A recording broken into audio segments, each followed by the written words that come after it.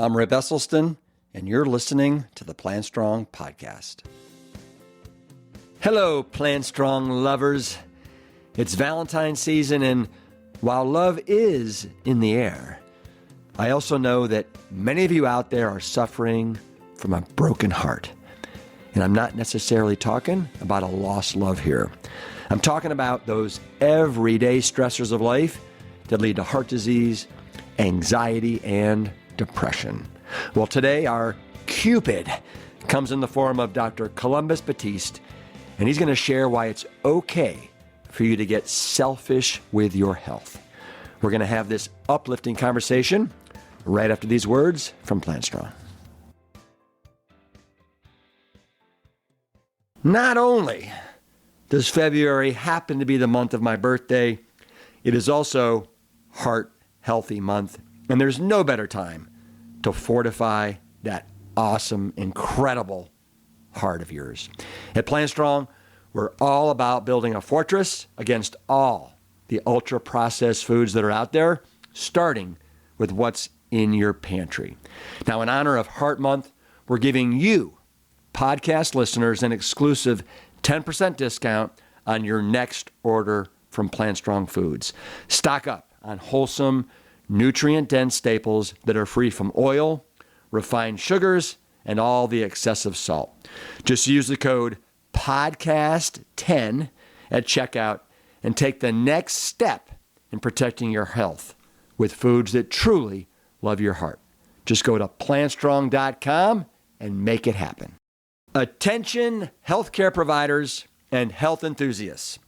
Join me for a life-changing Plant Strong retreat where health, education, and personal transformation collectively meet.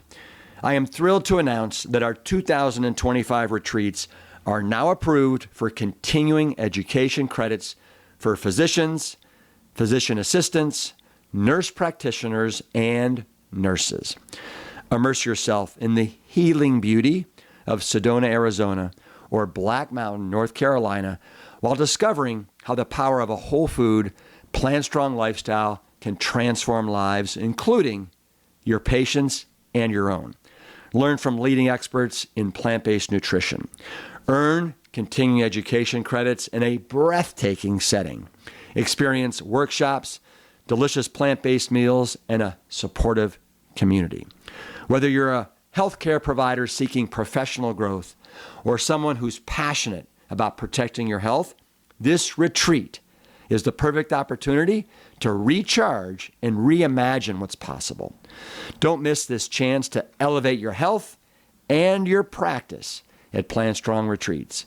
Visit liveplantstrong.com today, and I look forward to seeing you in either Sedona or Black Mountain in 2025.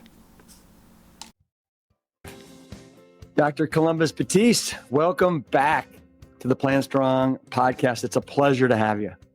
Oh, man, it's so great to see you. And thank you so much for having me. Listen, my pleasure. And for everyone that that doesn't know Dr. Columbus Batiste and his work, he appeared on the Plant Strong podcast probably 2 years ago. It was episode 115. Definitely check it out. But I've got Columbus on today because he has written a book. It is called Selfish. Here it is right here, Selfish. And it is a cardiologist's guide to healing a broken heart. And unfortunately, I think way too many of us have broken hearts. Would you say that's the case? Yeah, well, I'm sure you probably have broken plenty of hearts, but that's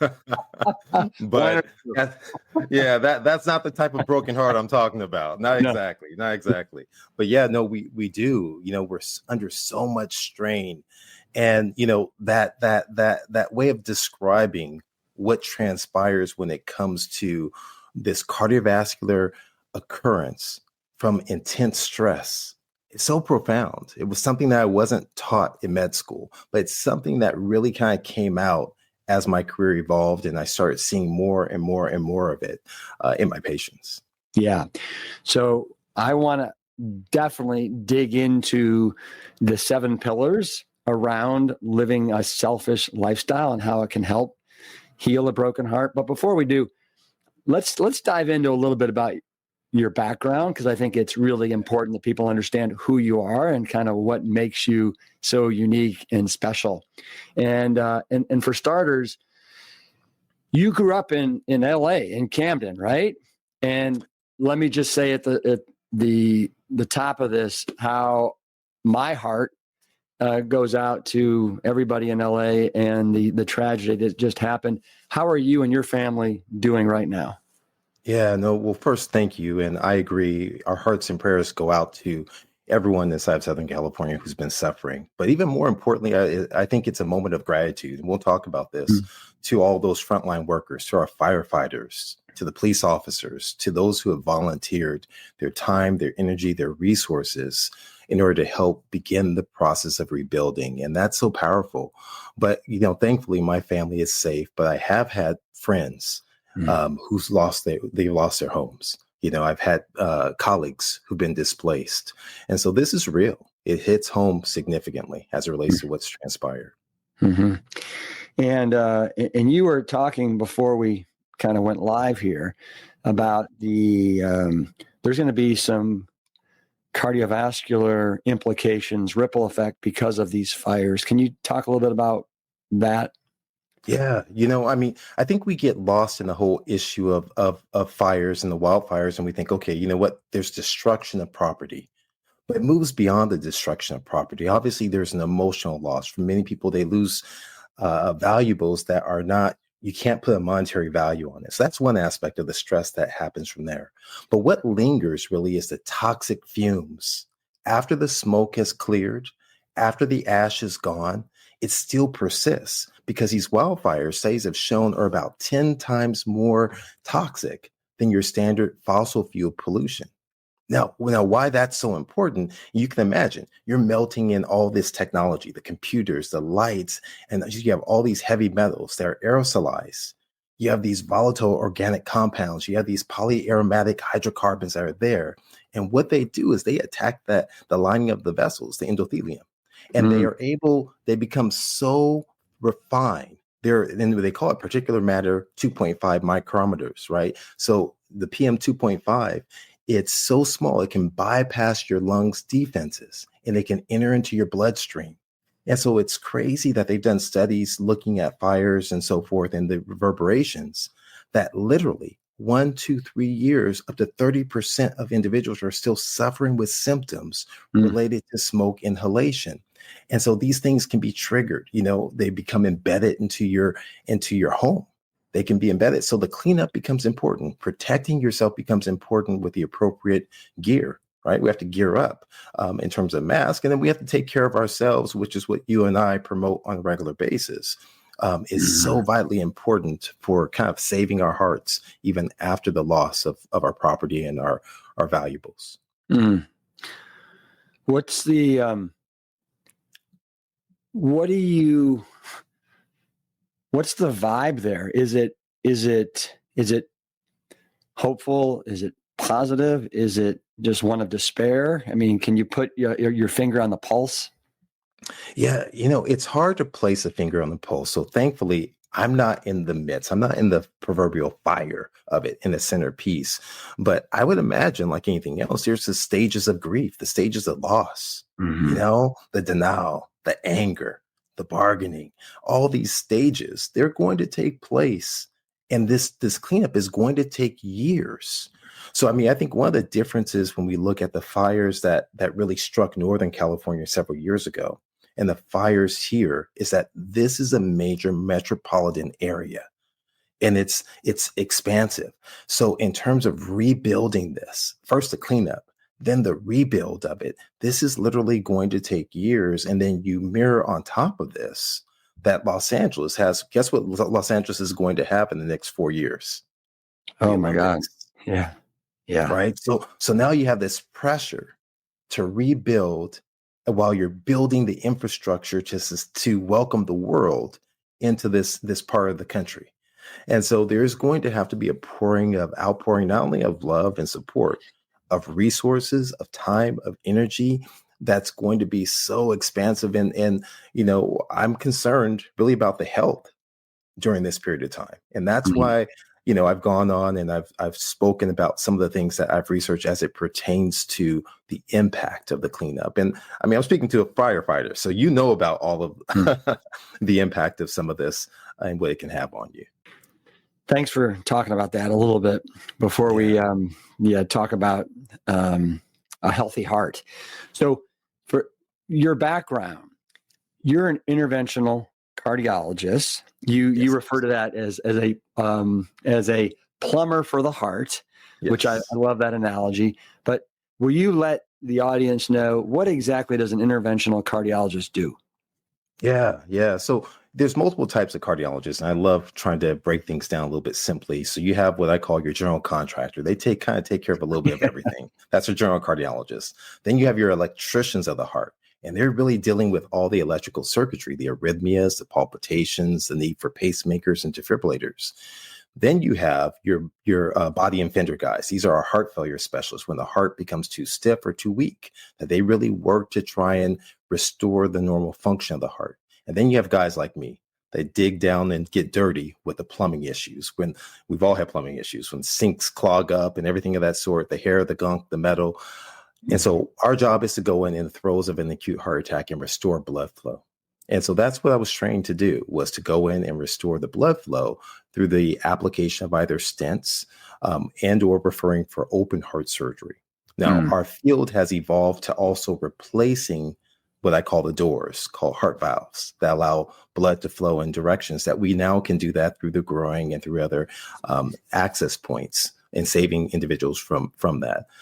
And, my evolution is that I was trained like every other doc, and we've heard this probably 1,000 times, in the ways and the arts of pills and procedures, until I found the old ancient art of lifestyle. And that and I've recognized the power of that ancient art and become a Jedi, so to speak, in terms of using these modalities to help treat patients. That's fun. Yeah. You got the book that was hiding and had all the dust on it, and you kicked it around a little bit. That's right. I think so one of the things to me that's really powerful about your journey, and it's the first thing you talk about in your book, Selfish, is your father.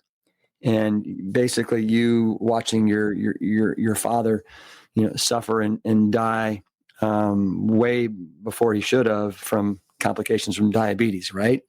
That's right. And so what kind of an impact did that have on the trajectory of kind of your career path?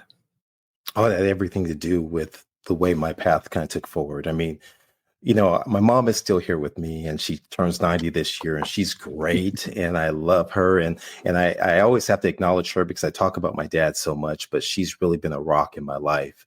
But when I think about my dad is really what drove me towards medicine. He said, "Are you going to be a doctor, a lawyer, or a business person? Which one are you going to be?"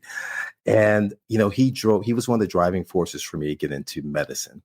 And what's so interesting is that I really was a pleasant surprise. I wasn't supposed to happen. My brother is 16 years older than me. My dad had been ravaged by diabetes for years. And as an adult, as a physician now, I understand that there were certain things that probably shouldn't have happened. Right. But things came into play just at the right time for me to be here right now. And so, I watched my dad deal with a reduced in his health span. But his lifespan came to an end in 2010. And that was the moment in time. I was already a triple board certified doctor at that moment. I was now leading a department, and I could do nothing to to help him improve. And so going through that emotional tragedy of losing your parent with a level of guilt that I felt, I still feel, to be honest with you, of was there something I could have done, should have done, that I didn't do? I began to look and search. And so that's where, to be honest with you, Rip, our worlds collided. Because in my search for all those things, I was actually I had already started to really search out like nutrition, because my patients would ask me, "Doc, what should I eat?" And I would say stupid little things. I hate to say the word stupid, but I would just do well 4 out of 7 days. That's good enough. Like, what? That doesn't make any sense. Oh, no one does great all the time. Be moderate. What? And so our worlds collided when I stumbled on your dad's book and started reading the book, and everything coalesced in that moment with a chapter titled Moderation Kills. Mm. And that characterized my dad, because anyone who saw my dad, he didn't smoke, he didn't drink, he wasn't morbidly obese, he didn't eat horrible stuff all the time, but he ate enough of it that for his own body, it was enough that really threw his body into a tailspin Mm. and kept the fires of disease burning that ended his life. And that taught me so much. So out of my dad's death, I learned so much in terms of life and about Mm-hmm. how to deliver a prescription that can help someone. And that's really kind of like that transition of how he changed my trajectory. And I was nervous, right? Because I mean, one, there's not that many African American interventional cardiologists out there. And then two, for me to go off the rails and start recommending chew your plant, eat some kale and some arugula and broccoli and some potatoes as your primary source, I'll tell you, it was something that was a challenge. And when I got over myself, it was completely rewarding, completely rewarding. Yeah. That's so interesting. You saying that, getting over yourself. And, we talk about how, you go to you do all these years of schooling, you learn all these incredible, procedures that you can do. And then at the end of the day, probably the most powerful prescription you can give your patients is to go home and do steel cut oats and green leafies and sweet potatoes.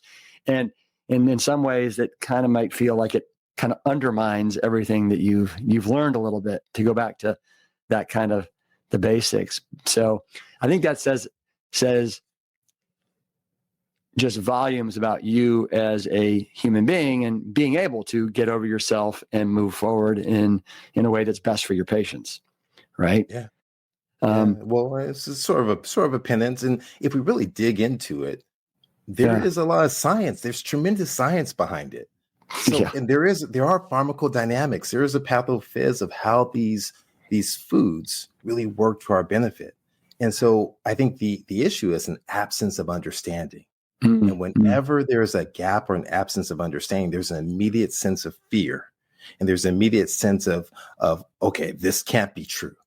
But until we open up our mind and begin to look at what the data has told us, and there may not be fully data, but trying to look at the experience of life lived, that's when we can grow, I believe. And that's really what I try to do. Yeah. You mentioned your mom. Did she just turn 90? Did you say? She turns 90 in June 1st. Okay. Yes. So okay. So this year she'll be 90. She turns 90, yes. And it was great for me to be introduced to your mom when I had you as part of PLANTSTRONG. I think it was three years ago, and you and your mother cooked several dishes for us. And you said that, you've been cooking with your mom your whole life. And she is just an absolute gem. Yeah. She's funky like your mom. Right. Like Anne.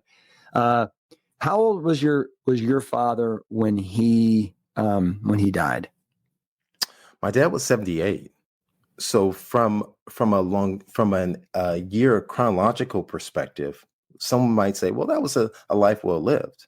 But my dad's the years of his life, especially the last years, were so disabling, right? And from the impact and his journey, it was, there's an analogy. I'm a sports guy. I love sports, right? And so they have an analogy of like the rising fast pitch. Yeah. Rising fast pitch. It's actually sinking.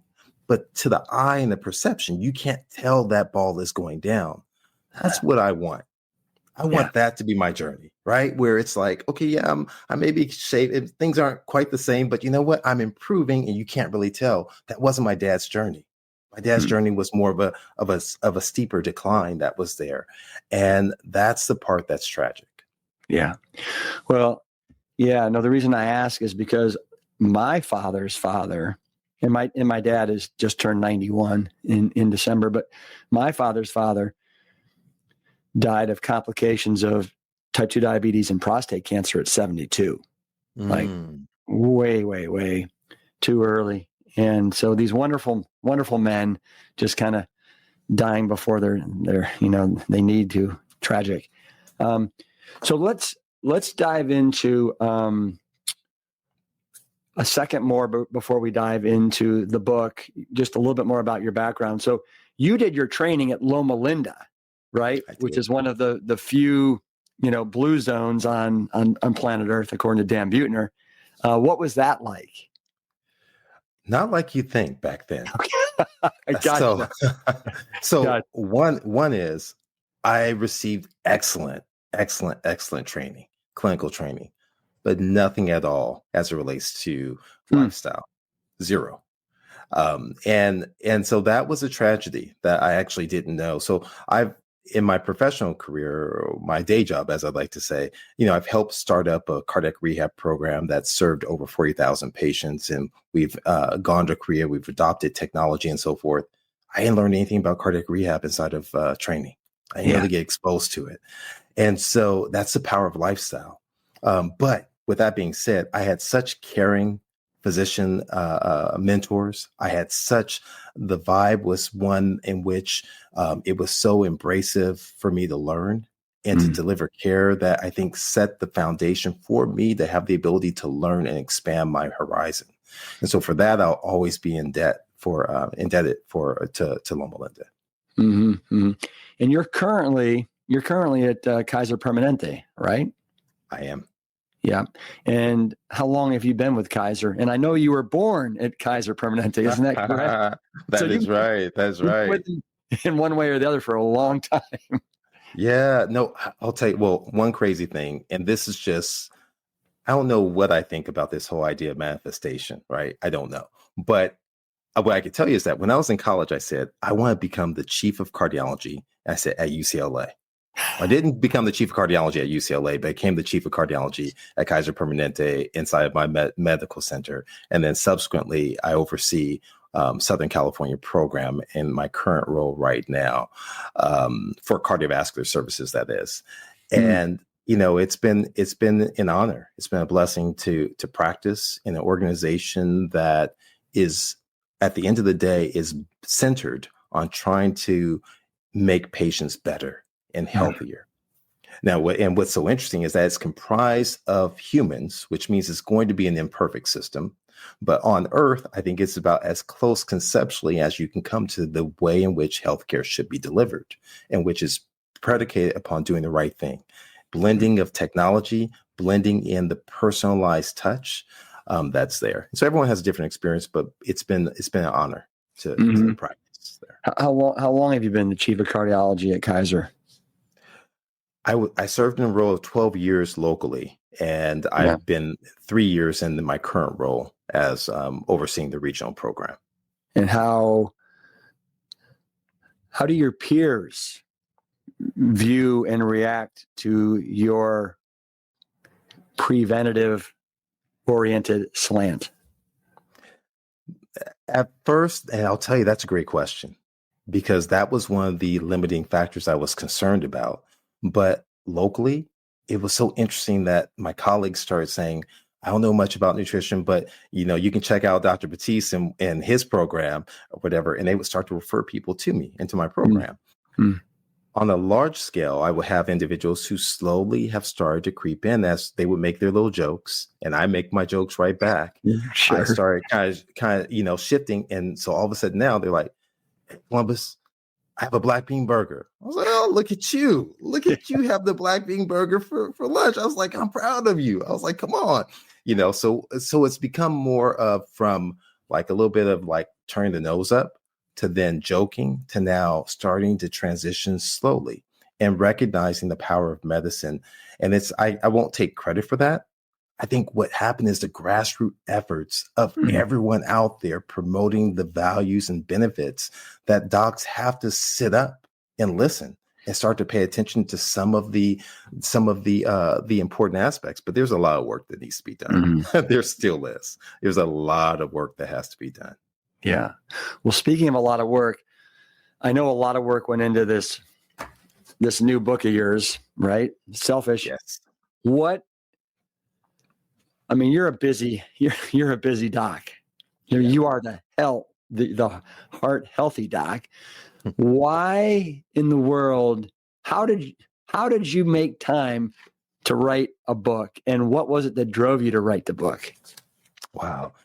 To be honest, what the truth is, in the gap between when I stepped down or I stopped being local chief and before I took on the new role, it was like all of a sudden you took out this big part of my life. Mm. And so I was so used to just kind of going. It was like, you know what? I need to put some of these things down on paper that I've been lecturing about, that I've talked to patients about, and go from there. And that was really what happened, and started to kind of look at delivering the message. And I'll tell you the reason why is that in practice, what I realize is that, man, there's folks who are vegan and plant-based who are still having heart attacks, and they're having events. And the question is why?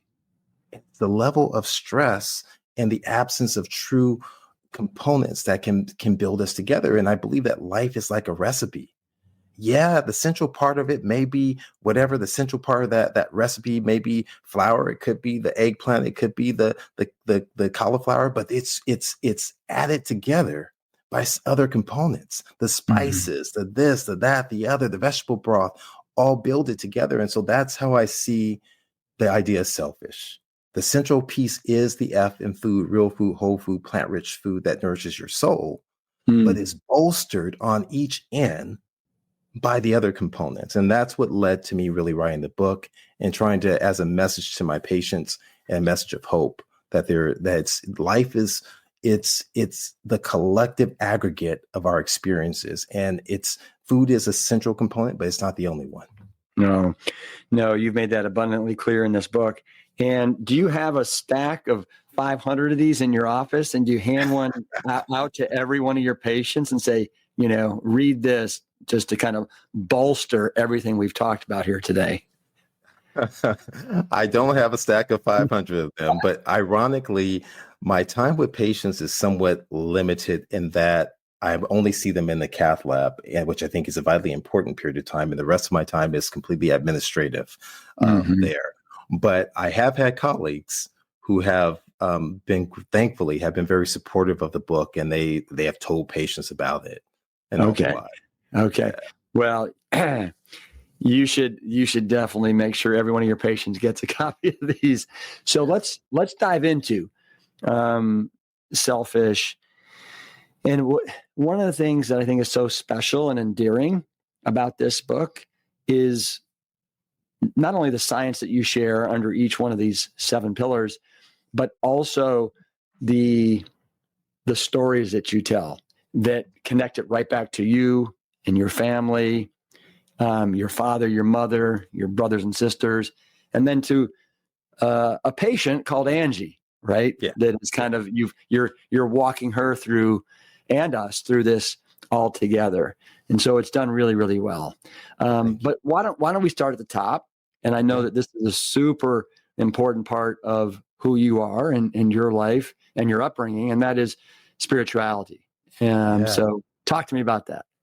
Yeah, no. So, I believe that everything kind of begins inside this concept of spirituality. And so, and it's irrespective of a person's belief system, right? So obviously I have a strong belief system. But what studies have told us is that there actually is a science behind this idea of spirituality. And spirituality can seem a little bit kind of out there, but when we look at the Latin root of spirit, it's breath. And so it starts first with breath, that's simply breathing.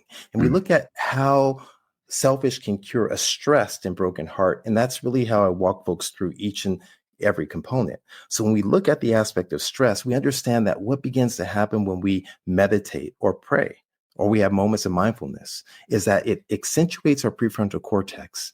And what it does is it slows down the inner parts of our limbic system in the amygdala, which houses our fear. That's important. That allows us to deal with the stress of life. That allows us to regain this focus, which is where we plan our day, where we plan our intention. And so it's so important as a core component, because with all the distractions in life, it's so easy to lose focus and to stay focused. That's there. So I walk folks through that. Studies have shown it impacts your endothelial health. It impacts your blood pressure, that impacts your actual stress hormones. And when you put this all together, it's so much power. And so for those who are not into, they're like, I'm not quite sure I'm vibing with the whole meditation or prayer. Breathing has been shown to be very similar in its effect. And you think about it.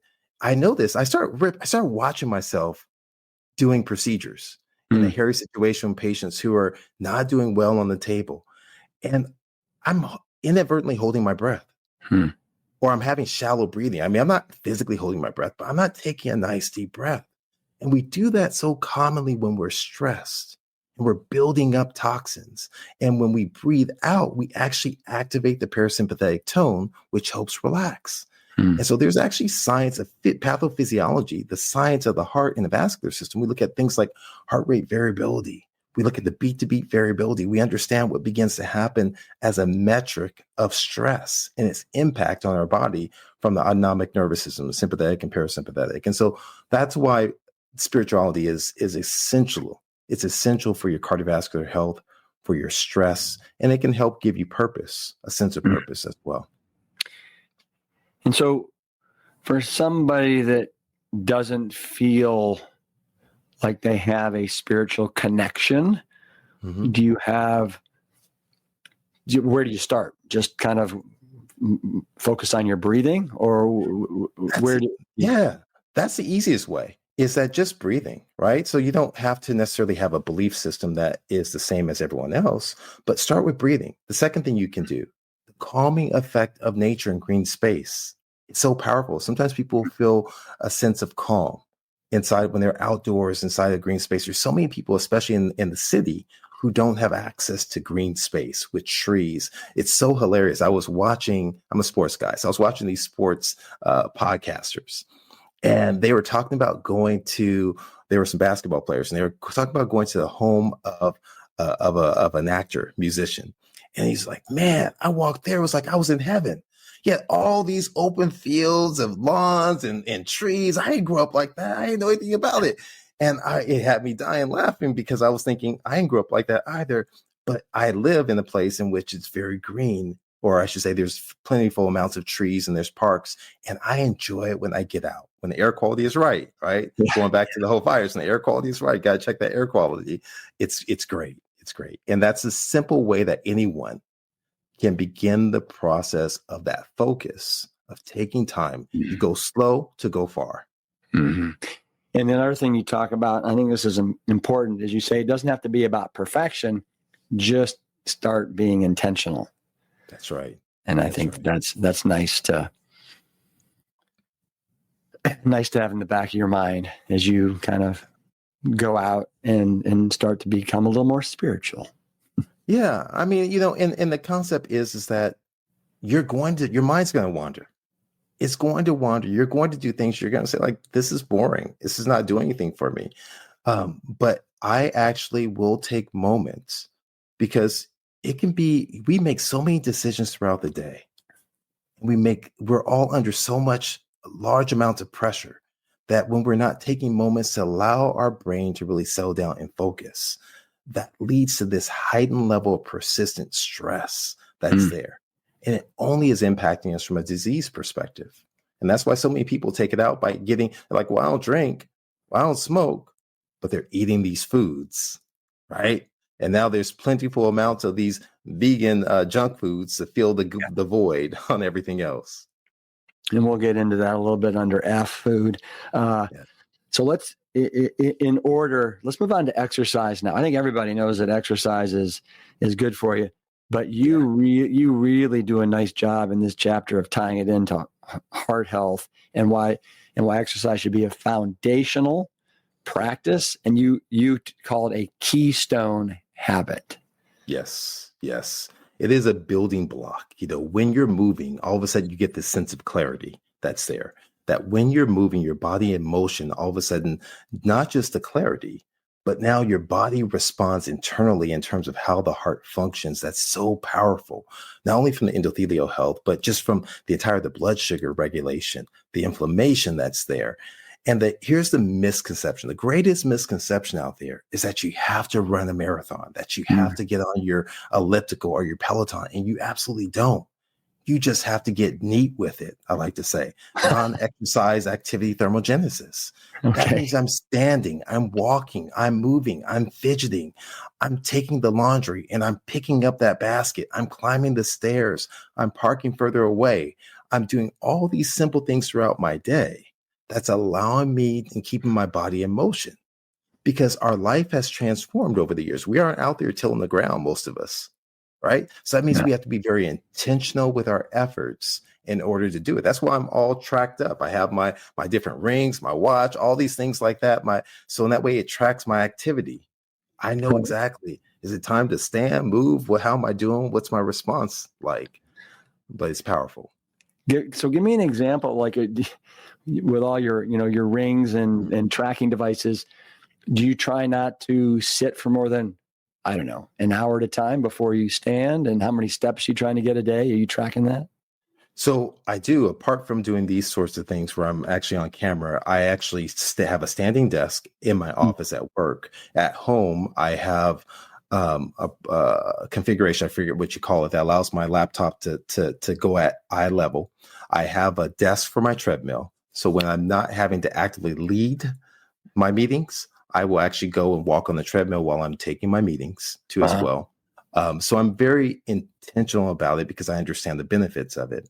But here's the most important part about exercise that people forget: the exercising of belief, the power of the mind, that you actually can overcome some of the ailments that are there, that you can overcome some of the conditions that you're faced with, the life circumstances. And when we begin to look from a psychology perspective at the power of the mind, it's irrefutable in terms of the benefits. And I always bring patients back to one thing. I prescribe medications all the time.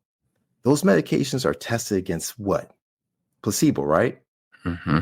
And what is a placebo? It's an inorganic, inert substance that has no biological activity, right? So that means that this medication that we're espousing has to beat out what? Your mind, in order for us to say that it's therapeutic. And that tells us in and of itself that even the medication, there's a level of belief in that medication. And so I think it's not only exercising our power of belief and purpose, but it's also in addition to exercising our body that we have to engage in. And that's why the E is so powerful for me. It's one of the most powerful ones. Yeah, I've never heard it put that way. That's really nice. All right. Are you ready to move on? Let's go. Okay. So let's talk about L, which is love.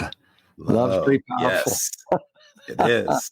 It is. Yeah. I used to joke saying I'm gonna be a love doctor when I was in college, so this is my chance. Yeah. Where do you start when you're talking about something as big and grandiose as love? Yeah, I think the easiest way is it's not static. It's not a noun. Love is a verb. And when you think of love being a verb, that means it has action. It means it takes effort, right? That you have to put forth if you're really loving something or someone. And that means that there are components, there are expressions of love, whether or not it's forgiveness. It actually takes power, right? That takes a mental, conscious mindset to forgive, true forgiveness, gratitude. Not the, oh, thank you, but really being grateful for what you have and really thinking and reflecting on what is it that I have that I can be thankful for, right? And volunteering. What greater expression of love is other than me doing something for someone else for free of charge, right? I get nothing in return. Like I always say that if I give a gift, if I'm really giving you a gift, I don't even expect a thank you back in return. I have zero expectations if it's a true gift. A true gift means I have zero expectations back from it. It's coming just solely from the heart. How often do any of us give something freely? I'm talking to myself. That's even me. I still expect a gift, right? Yeah. A thank you or something of that sort. So that's where we look at where science is beginning to tell us. There's small studies, but aggregated over multiple venues, you see the impact on the heart, the blood flow, the endothelium, the stress hormones, longevity, blood pressure. And you start to see this when we begin to live in a positive, mindset on things. You know, what you just said about thank you. My brother was telling me a story the other day about a good friend of his, because my brother said thank you to him. And he said, that whole thank you, it just vastly undermines the whole nature of the gift that I just gave you. pretty crazy. Yeah. Wow. That's hilarious. That's hilarious. Yeah. But when you say at the very top, you said love is not a noun, it's a verb, right? Yeah. And you have a quote on page 34 from Mother Teresa: love cannot exist in isolation. It derives its meaning from action. Yeah. Right? Perfect. Right there. Absolutely. Yeah. So if you don't mind, and I'll help you walk you through it. But you suggest that people take the gratitude challenge. And there's 5 parts of the gratitude challenge. And the first thing is keep a gratitude journal. What does that mean? That means you simply, whether it's your phone. I'm a big believer in, I heard this from someone, from Eric Thomas, the hip hop preacher. And so he was like, put pen to paper, right? When we actually write down, it's almost cathartic. You start to put it down, it seems to kind of embed in our systems a little bit more. So I love writing for that particular instance of writing down just simply 3 things I'm grateful for. Or you can put it in the app. That's a gratitude journal. It doesn't have to be long or written out, but just something simple.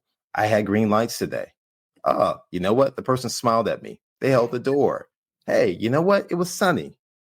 Hey, for me, everyone did really well. Someone told me thank you. I'm really grateful for the fact that they appreciated what I did. Those are simple things. Okay. So, and number 2 on this is just, and take away what I just said, but say thank you, right? Especially, I think, when you mean it, right? And people can usually tell. Yeah. There's an old saying, fake it till you make it, right? So sometimes you may not mean it, but keep at it. But here's the thing I'm gonna say, Rip. Don't just say thank you to a stranger. Say thank you to a loved one. Say thank you to someone where this is just what they normally do. Your spouse, your significant other, your kids, your parent, whomever it is that you otherwise might overlook. We're oftentimes better to strangers than we are to our loved ones. Right? Yeah, no, very true. Like, I'll just give you an example. Yesterday, I told my wife, after coming home from shopping, right, which takes a lot of time, and cooking an amazing meal, I said, Jill, thank you so much for going shopping, cooking this meal. So appreciate the time that you spent to do all that, and the energy. And, she heard it and she really appreciated it. But you're right. We don't tell sometimes the people we're closest to how much we appreciate them. Yeah. Yes.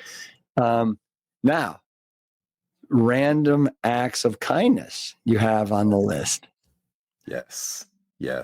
I mean, those are things. I mean, we think of like the Honda commercials. We think of Starbucks or these other places where you hear about people who are just buying someone else a drink or whatever it is. But sometimes doing something without someone knowing is powerful.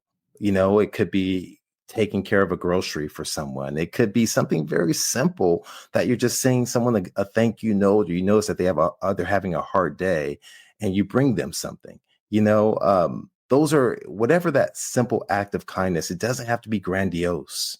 It can be very small, and it can mean a lot. It may be able to be the precise moment that someone is suffering, and you enlighten their moment, and that brighten their day, and it changes everything. Yeah. 4 on your list is affirm others, and 5 is forgive. And what would you like to say about those 2? Well, I mean, to some people, it's very natural for them to affirm others, to kind of uplift them and speak positively about what they're doing or did a good job or whatever it is. And I'll be honest, I can be I'm easygoing in procedures, but at the same time, I can be very intense because the patient is there and my expectations. And so making sure I'm conscious to my colleagues that are non-physicians and affirming them. Hey, you did a good job. Thank you for making sure you did a great job with kind of getting everything ready, or this is a tough case. You did a great job. That's powerful. That kid builds confidence, and it brings a different level of spirit, as opposed to if I'm solemn and I just walk out and I don't say that. They have no idea what I'm thinking. And they're wondering. And so there's power that's there. And forgiveness, that's more for me than it is for the other person, to be, believe it or not. Right? That's for us. Yeah. Because the person that we're harboring something against, they probably have no idea, could care less, and have moved on. But we're ruminating over these thoughts. We're stressing over these negative thoughts, and it's taking up our energy and creating a stress in our system. And so simply by releasing that and saying, you know what, I recognize what they did. I forgive them for the impact of what it is, whether it was intentional or unintentional. And so you're able to move on and grow from it. I think it's important. It really is important. And if you're stressed, I mean, you talk a lot about stress, right? And how stress can play a very important role in kind of breaking people's hearts. And it sounds like all these things that we've talked about so far, spirituality, exercise, love and gratitude, and I think everything surrounding that, it sounds like all these things will help to reduce, right, that stress and the impact that has on the heart in a negative way. Yeah, no, absolutely it does. And what's so interesting is that it pertains to all aspects. So whether or not you're speaking in terms of like a business sector, team building and growth, these principles really apply. They apply across the board. And the reality of it is as a country, as a people, we are just increasingly stressed. We have all the technology, all of the latitudes, but yet we're stressed, right? This desire to get more, desire of sickness, and we're wondering what's going on. And so I think it's so important, as I've seen it in taking care of patients, that really was at the heart. There's some estimates that haven't really been confirmed, and I acknowledge that 80% of all physician visits are due to stress. I really feel that. Whenever I talk to patients, that always comes up. Yeah. It comes up all the time. Yeah. All right. Well, let's move on to something I think that this audience knows really, really well, and that's the food. Yes. But one of the things that I didn't know, well, I think I knew it, but you laid it out there pretty concretely, and that is that you said that more than 70% of packaged food in the USA is classified as ultra processed and represents a whopping 60% of the America's calories consumed. Wow. And then right on the heels of that, you mentioned how the CDC discovered that more than 1/3 of Americans eat drive-through food on a daily basis. Yeah. I mean, wow. That's brutal. It is. It is. And it's not uncommon when you live in cities and you see this plethora, this excess of fast food, quick serve restaurants, right, that are there, and you see an absence of well-formed fruits and vegetables. And even if they are present there, studies have shown this. Once you get into all these chemicals and the processed nature that becomes so addictive, what am I going to choose? Am I going to choose to make a salad or go get a burger and fries for $2? Get 5 burgers and 2 fries for $2 because of the subsidies, right? And so we understand the burden that's there.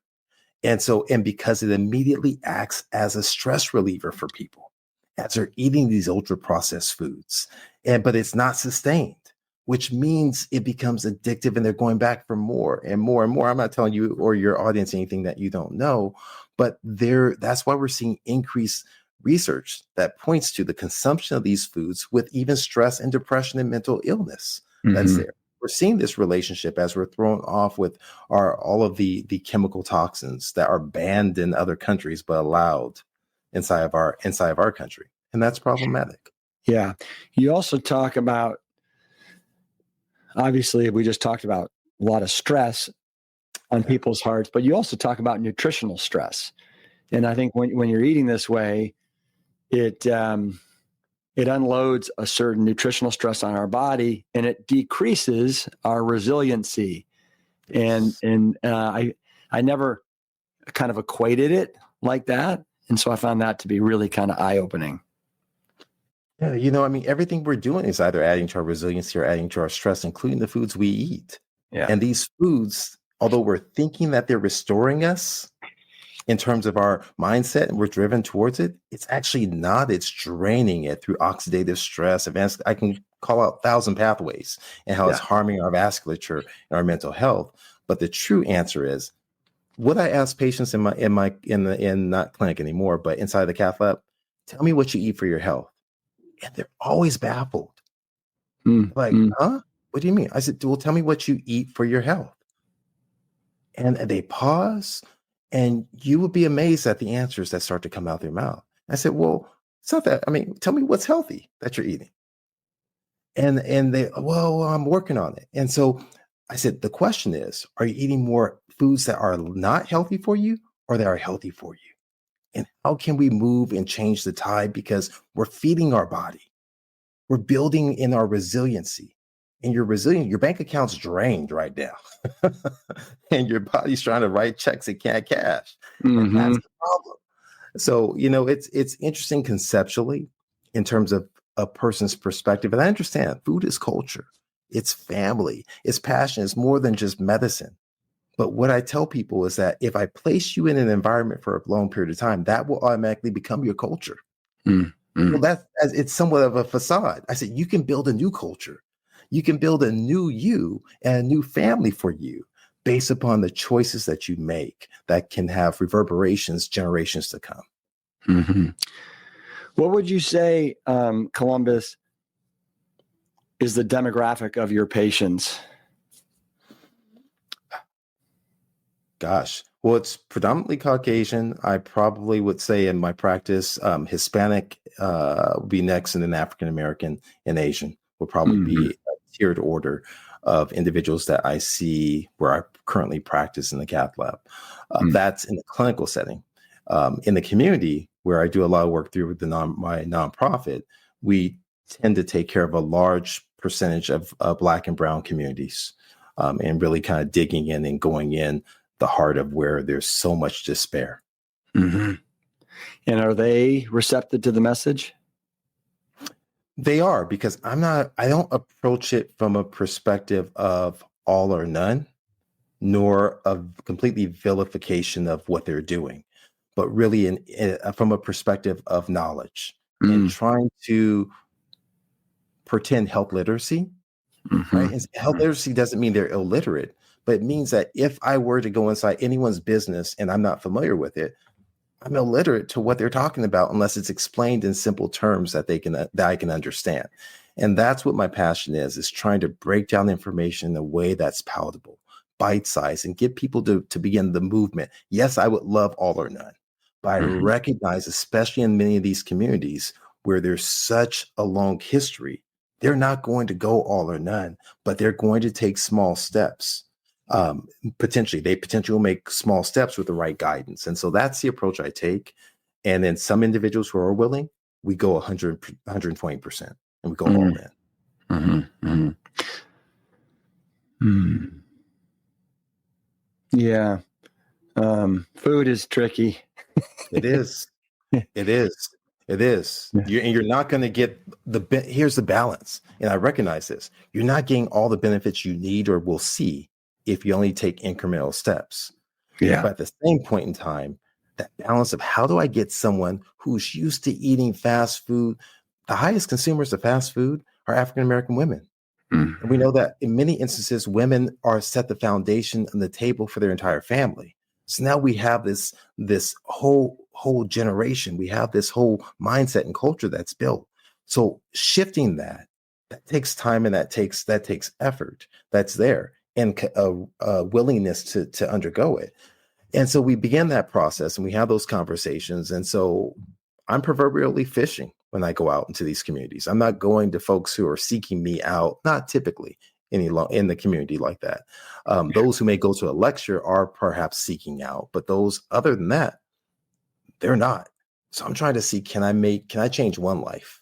Mm-hmm. Can I impact 10 lives out of 100 or out of 1,000 is really what I'm going in. For me, that's success.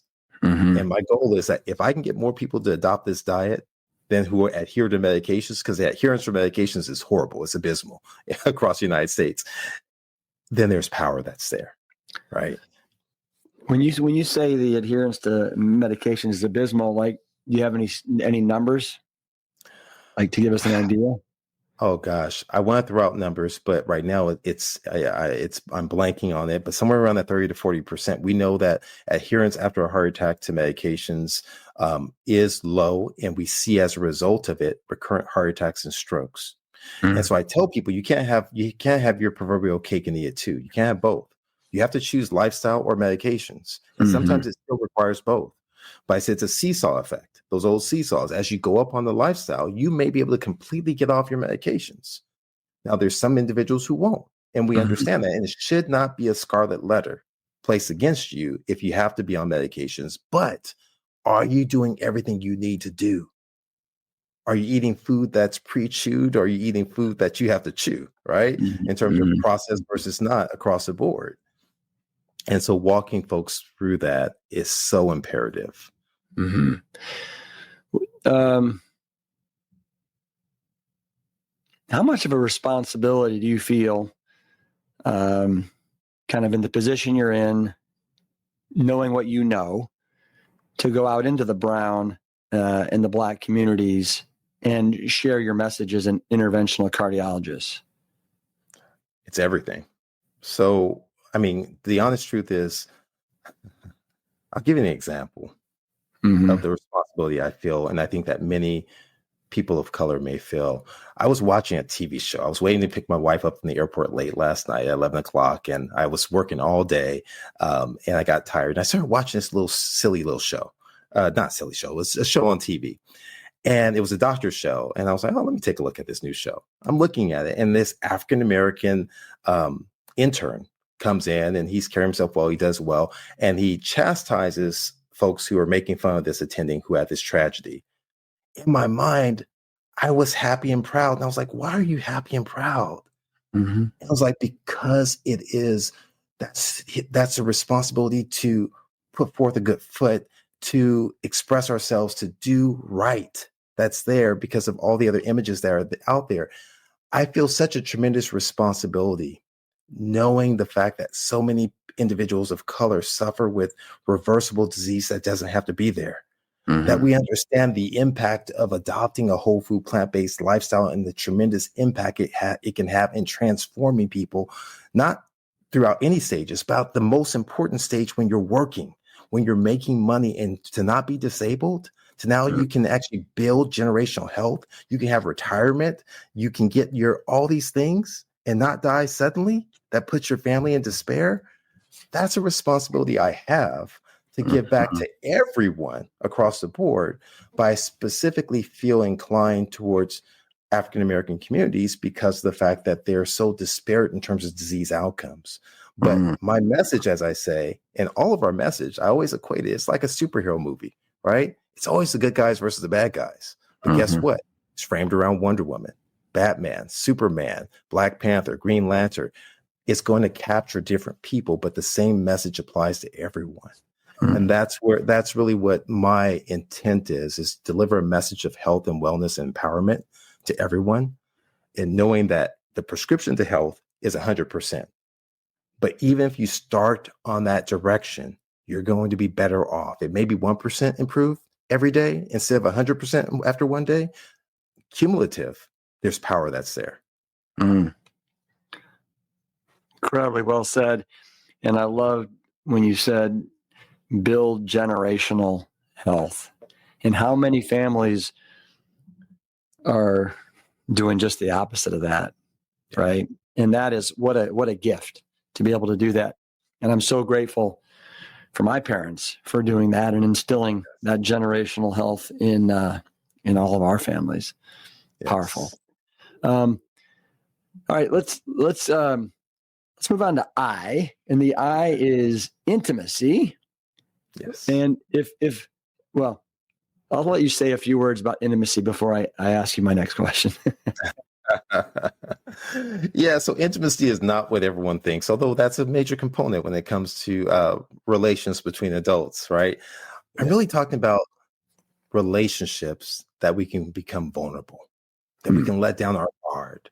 As I like to joke and say, you know what? I've been married now over 20 years, and the key is, can I actually let down my guard and be corny, be a nerd, be all these things, and my wife still loves me? Yeah. That's what and the answer is yes so far. That's why we're still together. And that's what it's about, is having someone that you can share your intimate thoughts and in feelings and not feel as if you're going to be attacked. And we all need that.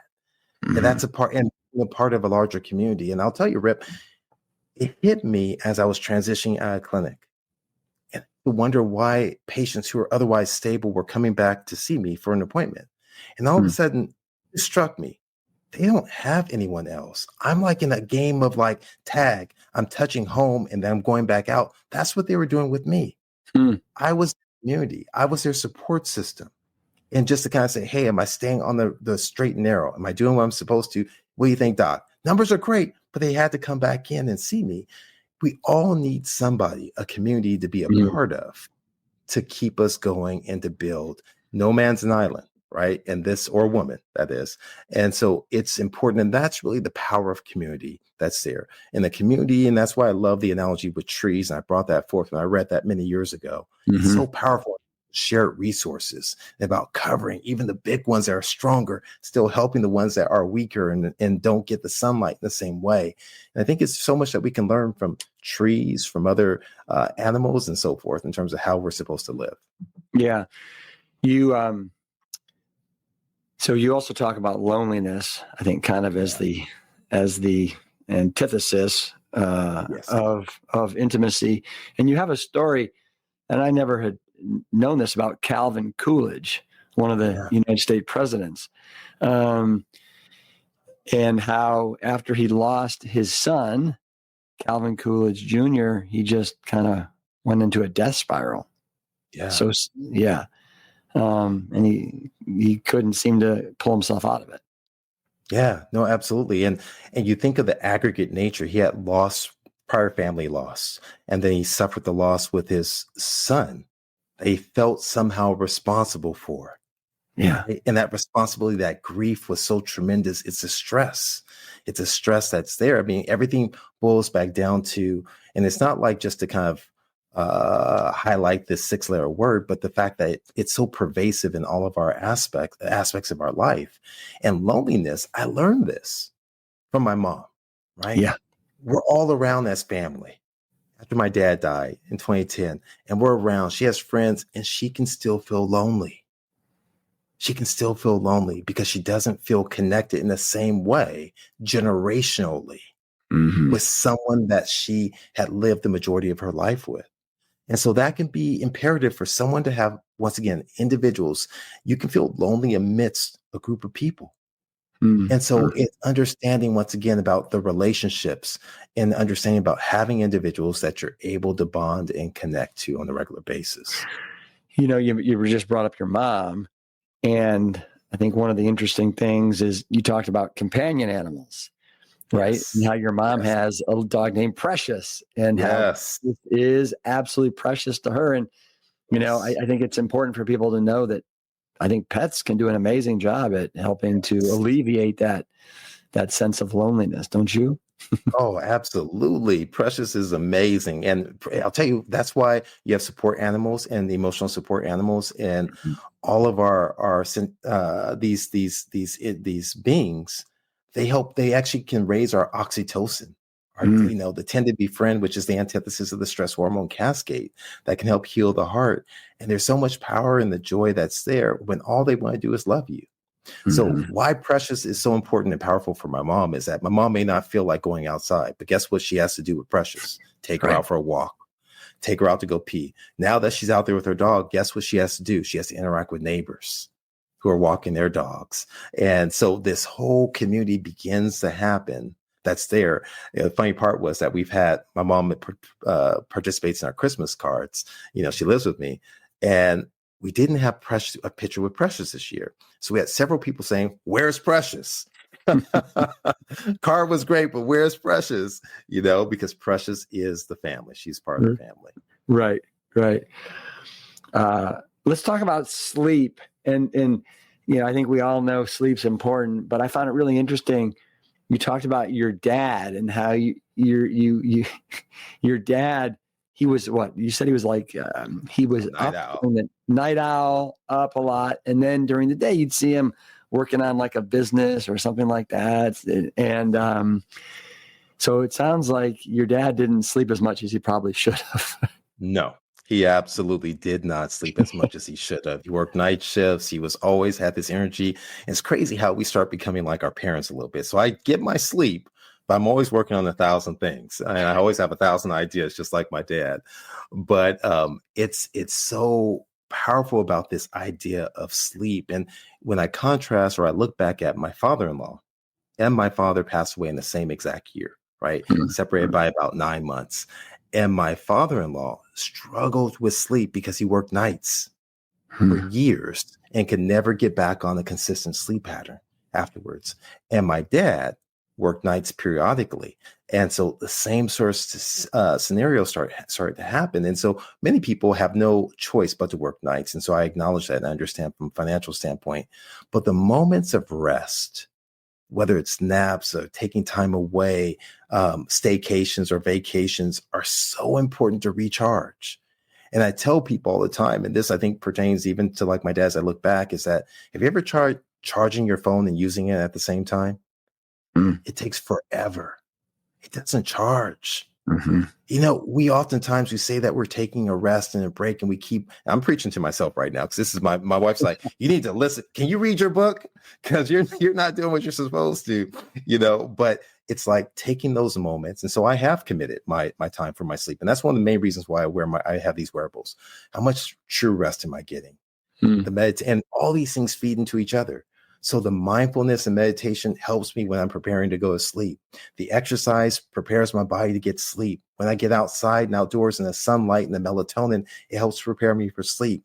The sleep helps me perform more at exercise and helps my mindset and my focus that's there. And so they're all interweaving together and can be powerful for building an overall healthful lifestyle. Yeah. And you also talk about how lack of sleep, it raises, I think, stress hormones. It increases inflammation. It leads to poor decisions, cravings of junk food, right? So it's amazing to me how you just said it, how everything is so interconnected. And when you start to do a couple things, let's just say incorrectly or not in the best way, it has just a cascade of detrimental effects. Absolutely. Absolutely. And the decision part right there, like how many times have people made poor decisions when they haven't gotten sleep?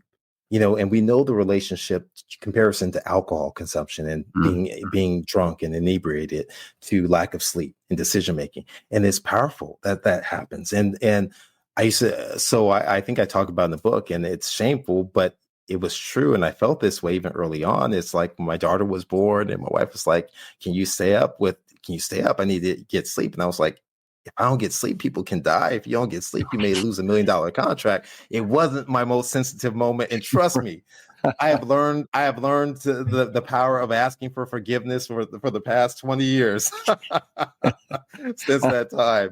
But it wasn't my finest moment. But, I've learned from that in terms of the fact of respecting everyone's need for sleep, but also prioritizing as best we can. Here's to a good night's sleep. So while we're laughing, let's talk about your the seventh pillar, which is humor, right? And laughter. Oh, we need a lot more of that, don't we? Yeah, we do. I'll tell you what's weird is, as I've gotten more mature in years lived, that's how I like to characterize my patients. They're not old; they're more mature in years lived. As I'm growing in maturity in years lived, I recognize I don't tolerate the stressful movies like I used to. Like I can feel it actually. And so, but I love watching the comedies. I Yeah. love things that make me laugh. That the honest truth is, I literally, I this isn't even anything that's in jest. I'm literally playing TV shows I never had a chance to watch while I'm reading studies or after I've rounded on really sick patients in the hospital, and I'm laughing. I'll listen to them driving home. And my wife will say, if people saw you, they don't perceive you this way. It's like laughing like how you do. But it's so important in terms of what begins to happen in the body. And so I felt it before I read the research. I Hmm. felt the benefits before I read the research on it. Well, and you talked earlier about, asking your patients, like, so do you eat healthy, or however you phrased it. But you also, I love, you ask them, so when was the last time you had a really good laugh? Yes. Right. Yes. And a lot of people probably can't remember. No, not at all. Not at all. It's amazing when you ask questions. I would love asking questions about what's the last thing that they did just for themselves. What's Hmm. the last time that you laughed, a hearty laugh? What's the last time that, and they would really stop. And for some patients, my appointment wasn't anything about regulating their heart failure medications or their angina or anything. It was solely about counseling them on their assignment was to I want you to write down things that you're grateful for. This, that, don't come back and see me until you can write down something that you're doing. Here's your assignment. I will give them assignments and tell them to email me on top of everything else. And so I do miss that. I had a great time with many of my patients in helping them see the power of these simple tools. And they came back and they told me about it. That's the part that I love. They told me about the impact it had on their lives. And that's what kept me going. And that's what made me write this book. Yeah. Well, you in this chapter, you talk about two people. One is Charlie Chaplin. He has a quote that is, and I'll read it. In order to truly laugh, you need to be able to take your pain and play with it. I think that's awesome, because I find that the older that I get, the more pain that you typically are exposed to in life, and how are you dealing with it? And then the other thing, and if you can remember, I'd love for you to talk about it, and that's the case of Norman Cousins. Yes. That I thought that was fascinating story about how he was given just a few months to live, and then House himself away inside of a hotel and started just learning to laugh and watching shows and so forth. And the transformation, his ability to go back to work as a core component of just adopting laughter as part of his ethos and who he was. And it's just, I think the thing is that there's not just one magic panacea. mm-hmm. Aggregate of everything that's there, right? We can't live in this world and be alive. I used to have an attending who morbidly said, listen, none of us are going to escape this world alive. Mm-hmm. Wait, oh, shit. He's like, the question is how you're living in between the hash marks, right? And what Right. you're doing. And I believe wholeheartedly, and I have to keep pulling myself back to it. The reason for getting selfish is to live a life of purpose. Mm-hmm. Right? So it's not just to collect things. Like that can't be all what being alive is about. For this limited period of time that we're on this earth, it's just let me collect as many toys as I can get. Let me just go and visit here and here, but not do anything that's lasting. And what I mean by lasting is we're all going to be forgotten. And I don't want to be morbid like that, but the impact that we leave on people is what's going to be remembered. I think it was Maya Angelou said, you remember how people made you feel, right? Mm-hmm. Mm-hmm. That's what's there. That is where the power lies, and that I want to be remembered for how I made people feel, about Mm-hmm. how I tried to help transform their life that then had domino effect on others inside their family. And I think that's ultimately the goal. That's how we Mm-hmm. can. That's why I call my dad's name out, because of the impact he had on me. My father-in-law, your father is still with us, and I'm grateful for it. But the one thing is that when I started on this journey, and when I received a phone call, I've said this before, from S, and he called Mm-hmm. me on the phone after I read his book, and I was going through all the research associated with it, and then I got a call from him and Hans Steele. That was so empowering. Those words of encouragement, Mm-hmm. moments of uplifting, of affirmation, right? In a moment of saying, yeah, you can do this. Yes, there's a large work that you can do that can be transformative and you can impact people. That's so powerful for someone who's starting out in their career, and especially in a journey that's here, that is taking them a different pathway in terms of lifestyle. And that's where I'm trying to emulate that. Things that your dad has done, what my dad did for me in terms of saying the foundation. So, Well, yeah, no, thank you for saying all that. And, you're right. I think each and every one of us, more than anything, we want to have a life of purpose, right? A total reason and a passion to get up every morning and to move through the day, right? As a verb with action and purpose.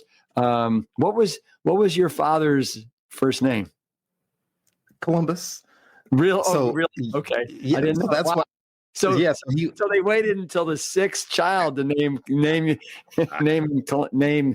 use his name. Wow. He said, I'm finally getting one. And this is going to be Columbus here, right here. He's a proud man. And he was the youngest. His sister actually was studying history at the time he was born and said, why don't we name him Columbus? But here's the most interesting part of the story of my name, right? So when I got married and my wife, we were going to have our son, my wife said, oh, maybe I'll name him the third. And she said, no, I always wonder why your name was Columbus. And I think I'm not going to do that. So his name ended up being Bryce Colin Batiste. That's what we named Bryce Colin Batiste. And so growing up as a young kid, he's now 18. He said, Dad, how come I'm not named after you? Like you're named after your dad. I said, all that matters is you're my son. That's all that matters. My last name. And so he always asked this until the time he was about to turn 10. He was like, why am I not named after you? It's like, okay, Sonny, what, you want to change your name? I want to change my name. And so my wife and I, we looked at him. And so my wife was like a little bit perturbed. And she said, okay, fine. No birthday, no Christmas, and we'll change your name. He said, okay. We said, what? He said, okay, no birthday or Christmas. I want my name changed. And we said, Bryce, we were like, okay, yeah, fine. So, but we didn't do it, of course. My mother-in-law comes out the following year and he's grumpy. We're thinking it's the hormones. And he tells her, my parents said they were going to change my name and they didn't do it. So I go and I have a conversation with him. I said, Bryce, you want to change your name? He said, yes, Dad. I said, okay, we're going to start the process. So I send him over the court, all the stuff like that. And he says to me, he's like, excited. What's my nickname going to be? And I was like, okay. And we actually go to the courthouse. He gets up in front of the judge and he says, and so the judge grills him on why he wants to change his name. And he eloquently said it.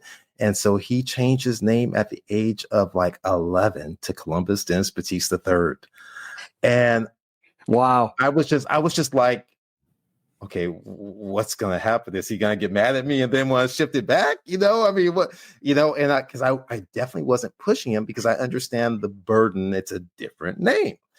And all of his friends immediately started calling him Columbus. He goes by Columbus. Even now, he'll be okay if you call him Bryce.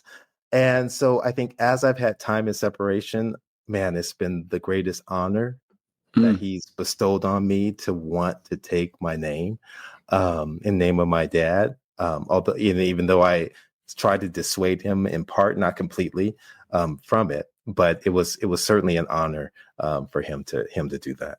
Wow. Thank you. Man. He's an old man, old soul. How old is he now? He's 18 now. 18. Yeah. So he's lived with it for 7 years. Yeah. Well, tell me, how long have you now been a cardiologist? Officially for 21 years. 21 and years. So you ever think like, how much longer do you want to be doing this?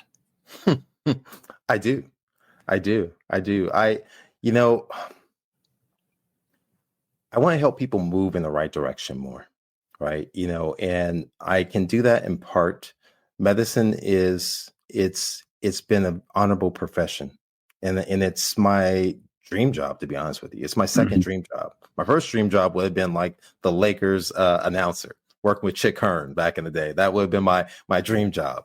But apart from that, it really truly was being a cardiologist was something I've always wanted to do, and it's lived up to the billing for me on every aspect, and it's given me different avenues to express myself from lifestyle, technology, procedures, etc.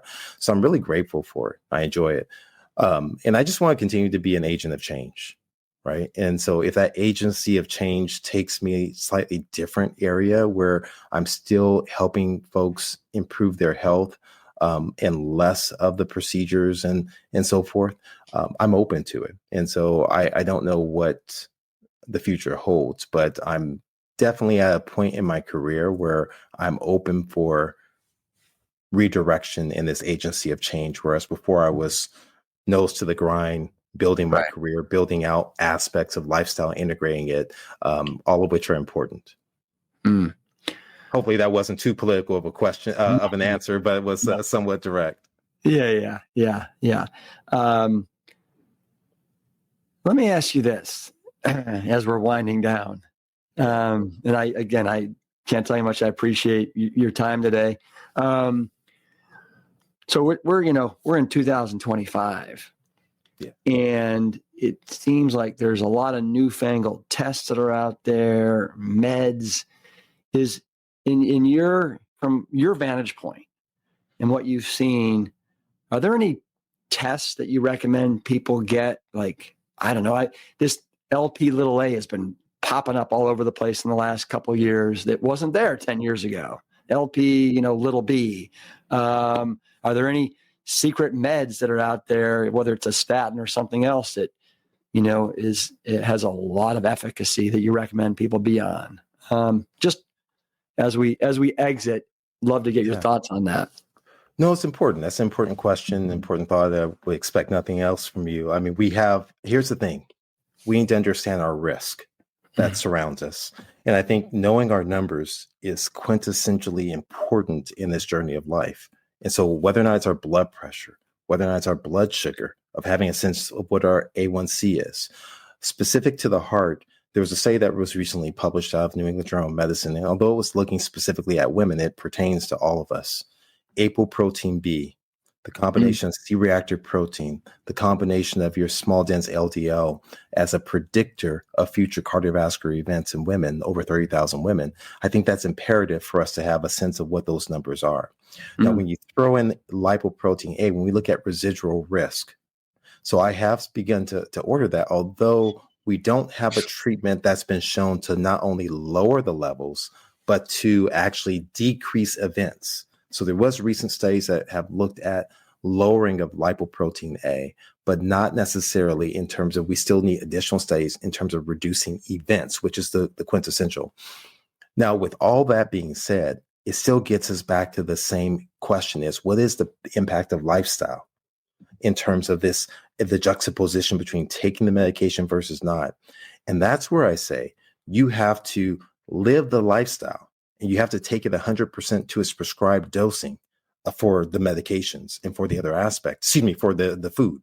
So in terms of a whole food, plant-rich foods, of having plentiful amounts of dark green leafy vegetables, that are going to help with dietary nitrates. They're also going to provide decrease your bowel acids and soak up more of your cholesterol. And so the mechanistic perspective with vitamin K, and mixing that with vitamin K2 with other fermented vegetables becomes so important for your atherosclerotic health. But once you do all that and you've now been elevated to another level of living, now you have to inspect and see, well, what are the results of my efforts? What are my values in terms of your these values: apoprotein B, C-reactive protein, LP little a, small dense LDL. You look at that in the context of everything else, and now you figure out what is your risk according to our calculated scores, your atherosclerotic cardiovascular disease risk based on your age, your numbers as a whole. And if you find that your numbers are high, or that you've had a prior heart-related event, now you have to have a tough decision of, should I be on medications on top of this? So that's usually where I will intervene with patients when I was seeing patients in clinic, and I might check a calcium score.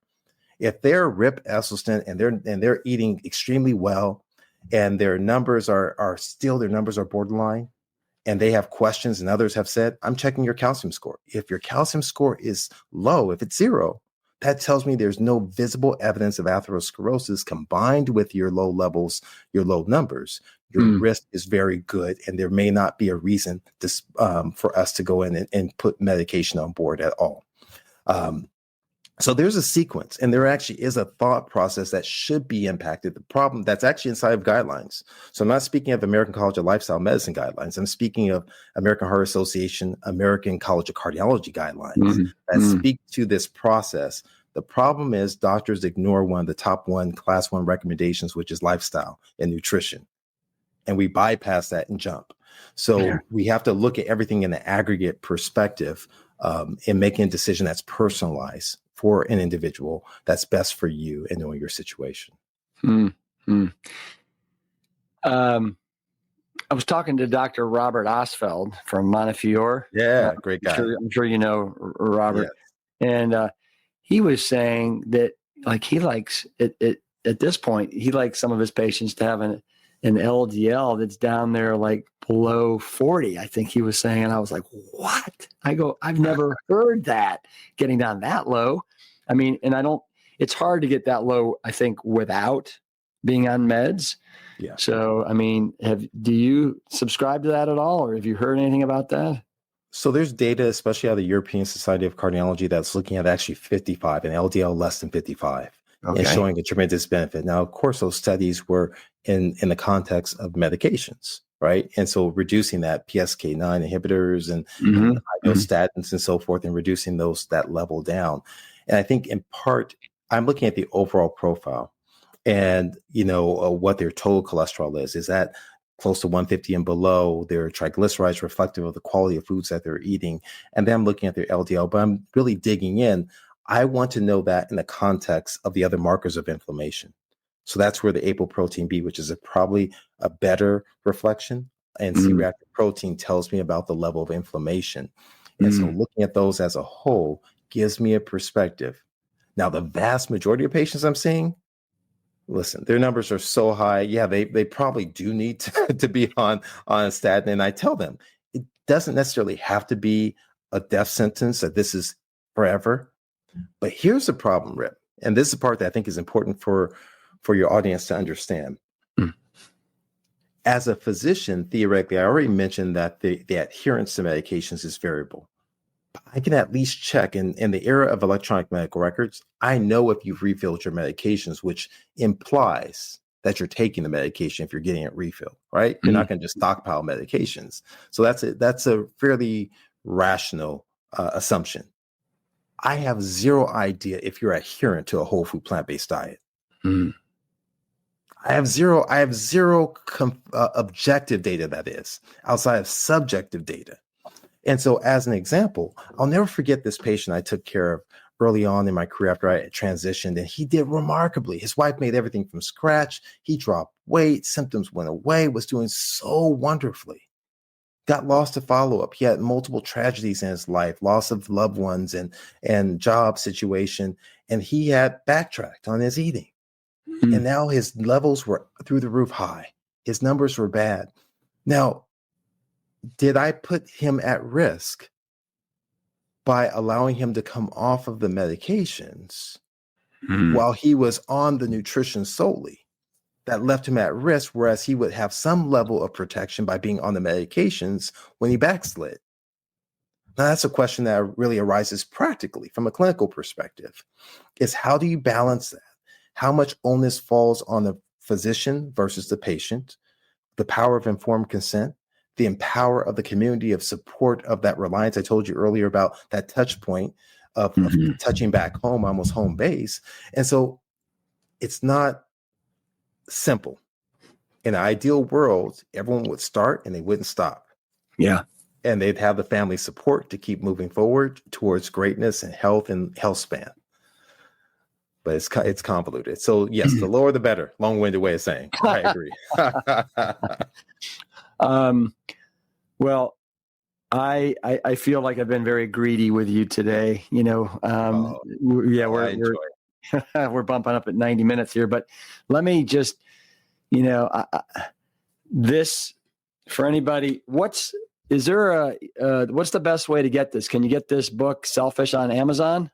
Amazon, Barnes and Noble, Ingram Sparks, books.com. Available there. Audio too is Audible. Okay, we're ending, but I have to kind of tell you this. So Yeah. you ever look at people sometimes and or you'll listen to someone and they have these emotions that spring up. You're like, okay, that's fake. I mean, I don't know. I guess I judge people. And I'm like, oh, that can't be real. I think we all know what you're talking about. Yeah. Yeah.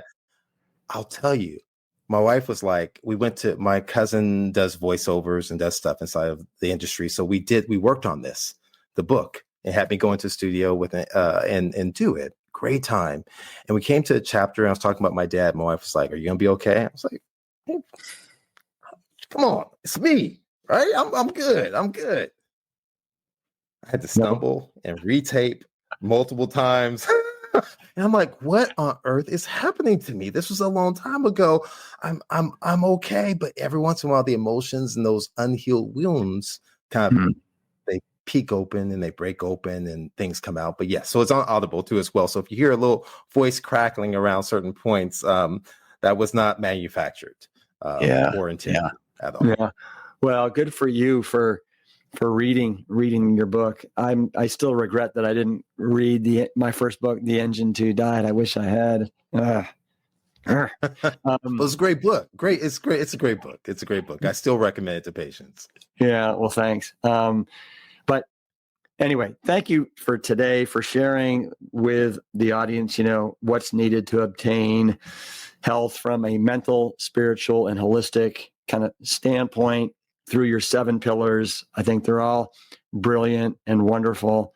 And, Columbus, you are a class act. You are a total class act. Love having you back on the podcast. Thank you for sharing all your insights. And, man, all the best to you, everything that's going on in LA.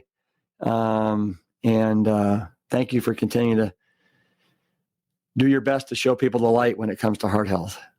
Yeah, no, and right back at you. I've always appreciated you and the work you're doing. I mean, transforming lives, and I love the new angle you're taking out there. I've been checking it out. I love the new angle going in, and I think it's wonderful, and that's what people need. And so, keep up the incredible work. You don't need me to tell you that, and I will continue to support you from afar. I will recommend your products to patients because I think they taste great, and then 2, that's not a plug. He's not paying me, y'all. He's not paying me to say that. I'm saying because it's true.